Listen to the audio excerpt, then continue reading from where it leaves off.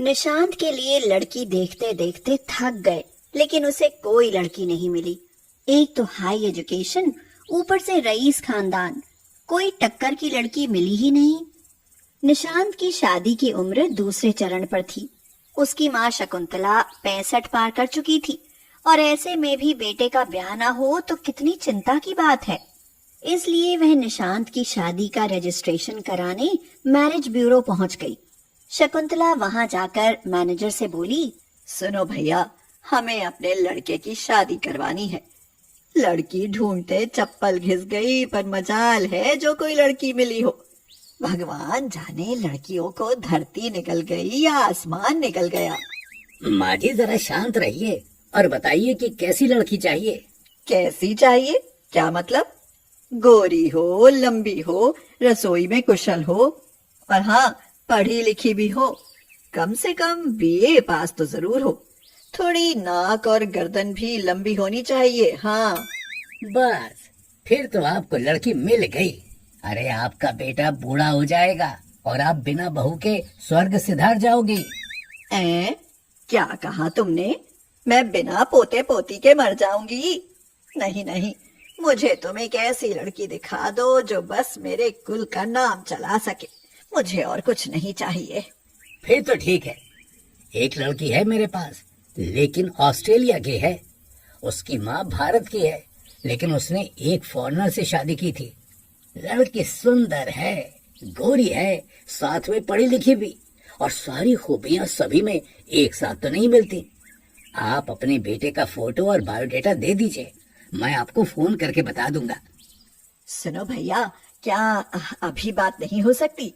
लड़की की फोटो ही दिखा दो, बाकी बातें तो बाद में हो ही जाएंगी। ये देखिए फोटो।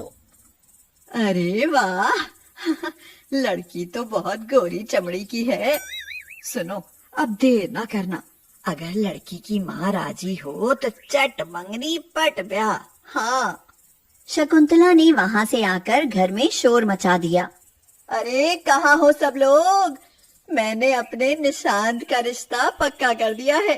सुजाता बहू, लोकेश, जल्दी बाहर तो आओ। क्या हुआ मम्मी जी? अरे ये पूछ क्या नहीं हुआ।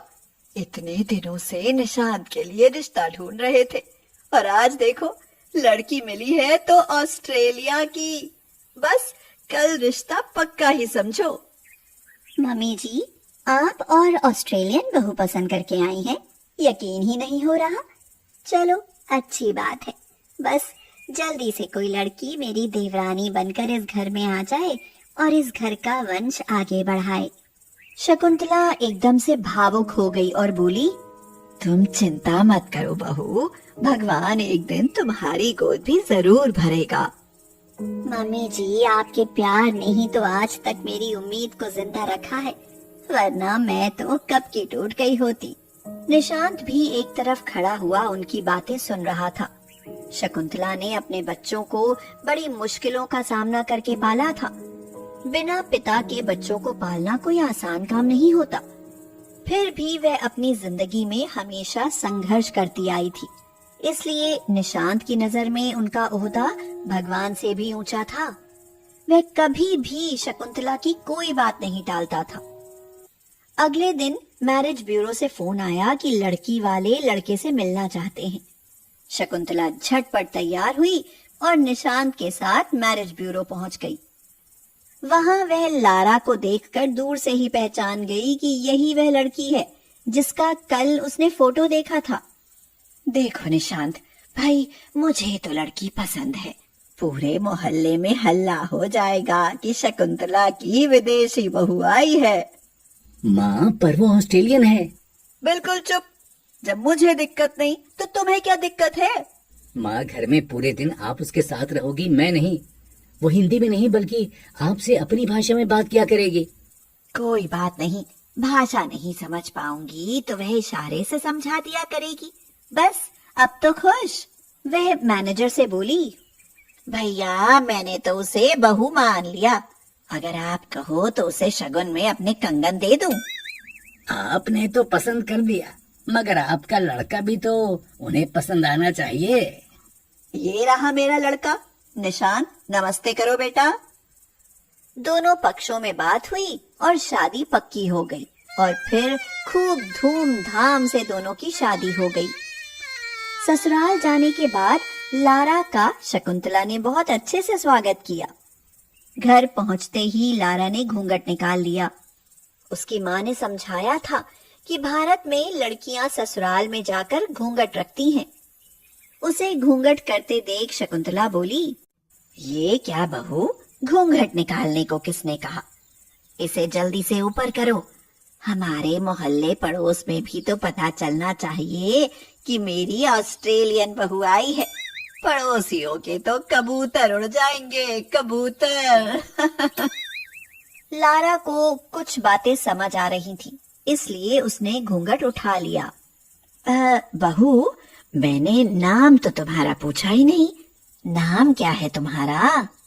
सासू mom, my name is Lara. कुछ बात समझ में नहीं आई। क्या कहा? मेरा नाम लारा है। लारा, चलो लारा भी ठीक है। बच्चे होंगे तो खूब लोरी गाकर सुनाया करेंगे।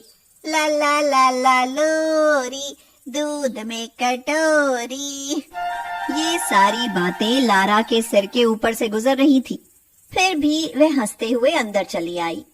अगले दिन, छोटी बहू, आज तुम्हारी पहली रसोई है, इसलिए खाना तुम्हें ही बनाना पड़ेगा।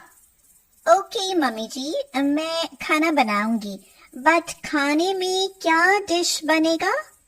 बहू, डिश में फिश नहीं बनेगा, उसके अलावा बहुत कुछ बनेगा। ये कहकर शकुंतला हंसते हुए बोली,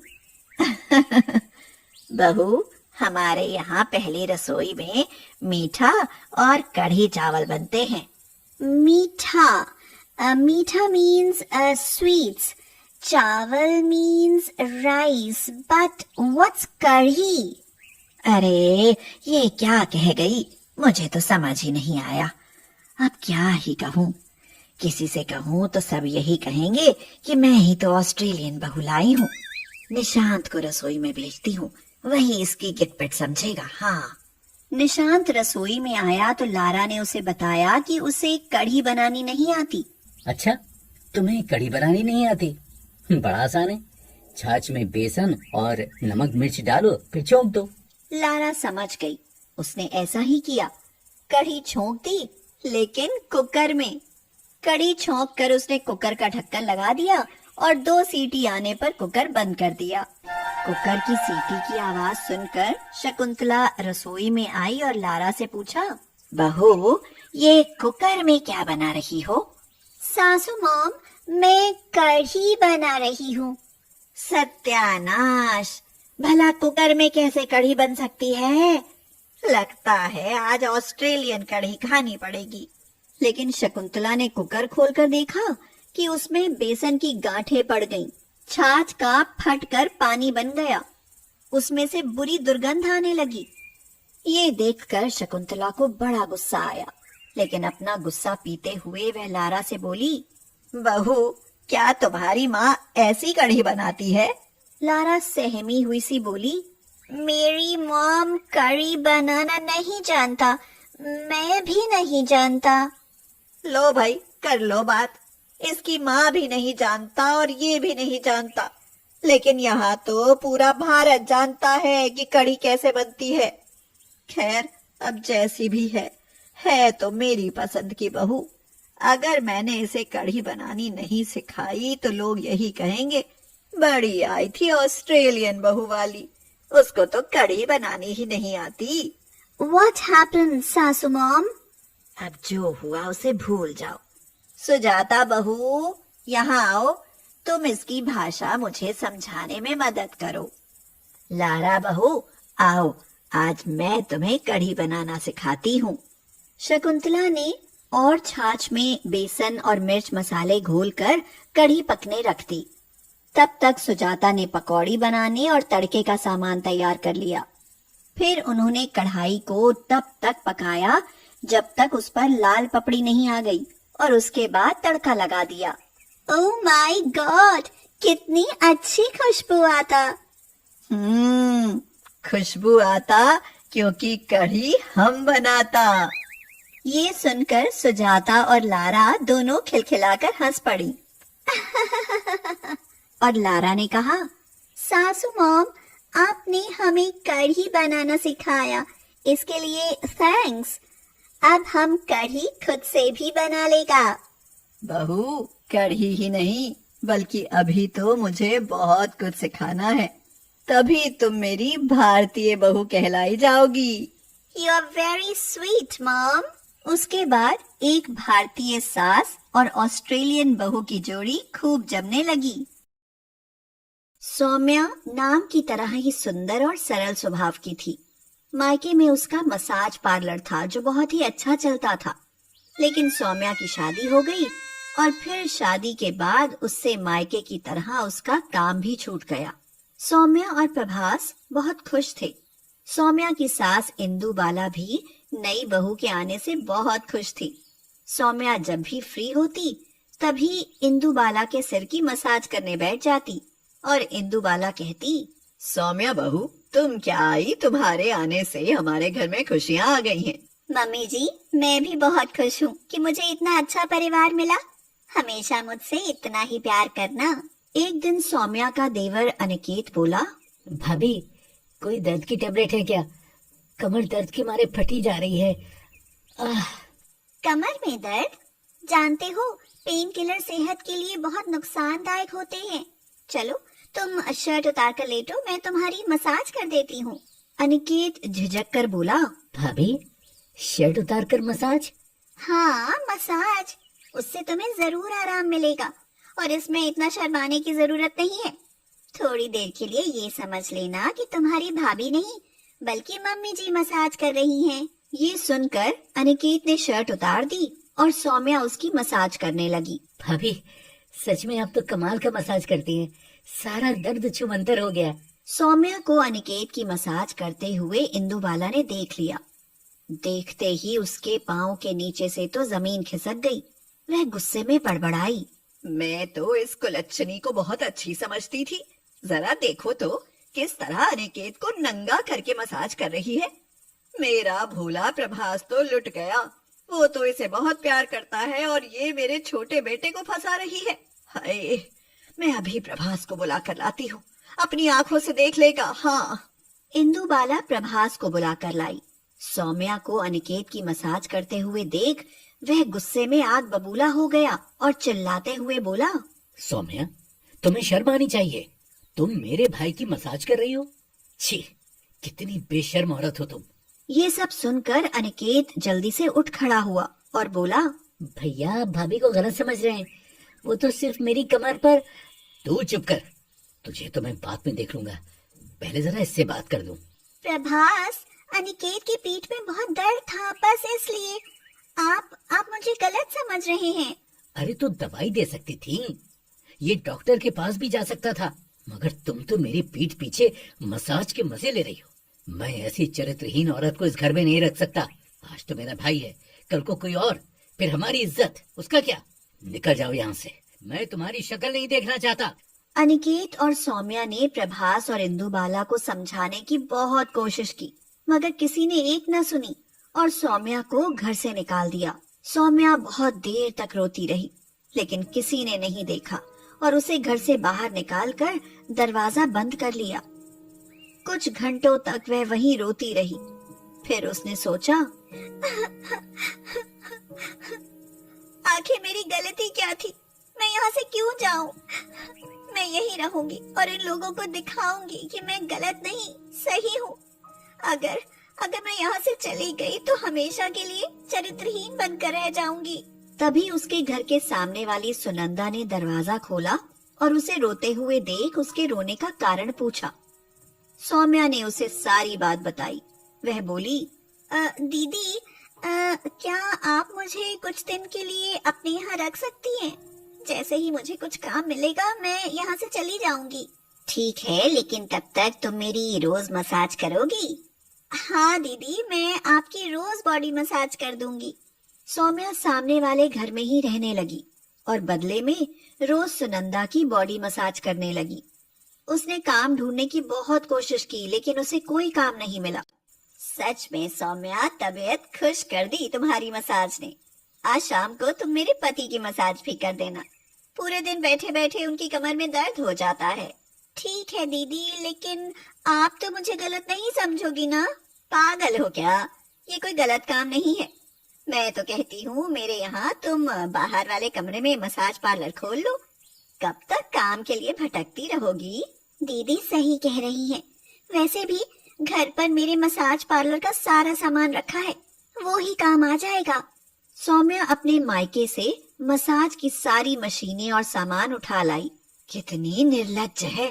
पहले तो चुपके चुपके करती थी, लेकिन अब तो खुलेआम कर रही है, और वो भी हमारे घर के सामने। माँ, इसने तो हमारी इज्जत का बेड़ा गर्क कर दिया है। लगता है हमें ये घर छोड़कर जाना पड़ेगा। लेकिन किसी की परवाह किए बिना सौम्या लोगों की मसाज करती रही, जिससे उसकी अच्छी कमाई हो जाती थी। एक दिन ऑफिस से आते समय प्रभास का एक्सीडेंट हो गया और उस दुर्घटना में उसकी आंखों की रोशनी चली गई। ये खबर सुनकर जब सौम्या प्रभास के पास पहुंची तो इंदुबाला गुस्से से बोली, चली जाओ यहाँ से, हमारा कोई रिश्ता नहीं। मम्मी जी, आप मुझे यहाँ से नहीं भगा सकती। प्रभास मेरे पति हैं, इन्हें मेरी जरूरत है। इसकी माँ जिंदा है अभी। तुम्हारे जैसी औरत की इसे कोई जरूरत नहीं, समझी? अब निकलो यहाँ से और जाकर मर्दों की मसाज करो। हाँ। सौम्या प्रभास की हालत देखकर बहुत दुखी हुई, लेकिन उसकी सास के आगे उसकी एक न चली और वह वापस आ गई। कुछ महीने ऐसे ही बीत गए। प्रभास का काम छूट गया। अनिकेत भी घर छोड़कर चला गया। प्रभास की दवाइयाँ और घर का खर्च। इंदुबाला ये सब सोचकर चिंता में बीमार पड़ गई। घर में दवाई के लिए भी पैसे नहीं थे। जो जमा था वह सब प्रभास की आंखों के इलाज में खत्म हो गया। उन दोनों की तो भूखे मरने की नौबत आ गई। माँ, कहाँ हो? भूख लगी है, कुछ खाने को मिल जाता तो। मुझ में जरा भी खड़े होने की हिम्मत नहीं है बेटा। और घर में राशन भी खत्म हो गया है। अब क्या बनाऊं और क्या खिलाऊं? काश भगवान ने मेरी आंखें नहीं छीनी होती तो आज हमारी ये हालत नहीं होती। माँ, मैं अब किसी काम का नहीं रहा। मुझे मर जाना चाहिए। नहीं बेटा, ऐसा मत बोलो। जो किस्मत में लिखा है वो तो भुगतना ही पड़ेगा। एक दिन इंदुबाला की तबीयत अचानक से ज्यादा ही बिगड़ गई। प्रभास को जब कुछ समझ नहीं आया तो वह मदद के लिए चिल्लाने लगा। अरे अरे, कोई है? जरा देखो तो, मेरी माँ को क्या हो गया है? माँ बोल नहीं रही। सौम्या प्रभास की आवाज सुनकर दौड़ी गई और देखा तो इंदुबाला को बेहोश पाया। उसने जल्दी से डॉक्टर को घर बुलाया। डॉक्टर ने बताया, देखिए, कई दिन बीमार और भूखे रहने की वजह से उनकी ये हालत हुई है। अगर उनके खान पान का ठीक से ध्यान नहीं रखा गया तो उनकी जान भी जा सकती है। ये सुनकर तो सौम्या की आंखों में आंसू आ गए। डॉक्टर साहब, इन्हें आप ठीक कर दो। जितना पैसा लगेगा मैं दूंगी, मगर ये अच्छी हो जानी चाहिए। कुछ देर बाद इंदुबाला को होश आया तो उसने अपने आप को डॉक्टर के सामने पाया। उसने डॉक्टर से पूछा, डॉक्टर साहब, आप यहाँ कैसे? और मुझे क्या हो गया था? तुम्हारी बहू मुझे यहाँ लेकर आई, और अगर वो समय पर नहीं आती तो बीपी बहुत ज्यादा लो होने के कारण तुम्हारी जान भी जा सकती थी। बहू, मैं तो तुम्हें हमेशा गलत समझती रही, लेकिन तुमने आज मेरी जान बचाकर जो मुझ पर एहसान किया है वह मैं कभी नहीं भूल सकती। मम्मी जी, मैं गलत नहीं हूँ। अनिकेत तो मेरे लिए भाई से भी बढ़कर है। मसाज कोई बुरा काम नहीं है। दवाइयों से छुटकारा पाने के लिए लोग मसाज कराते हैं। बहू, अब और शर्मिंदा मत करो। मुझे भी माफ कर दो सौम्या। शायद भगवान ने मुझे मेरी गलती सुधारने के लिए ही ये सजा दी है। मैं सब ठीक कर दूंगी, बस मुझे आप लोगों का साथ चाहिए। मेरा मसाज पार्लर बहुत अच्छा चल रहा है। मैं और मेहनत करूंगी और तुम्हारी आंखों का इलाज किसी बड़े हॉस्पिटल में कराऊंगी। तुम फिर से देख पाओगे प्रभास। कुछ दिनों बाद उसने प्रभास की आंखों का ऑपरेशन कराया, जिससे उसकी आंखों की रोशनी वापस आ गई। ठीक होने के बाद प्रभास भी उसके मसाज पार्लर में काम करने लगा। अब इंदुबाला अपनी मसाज वाली बहू से बहुत खुश थी।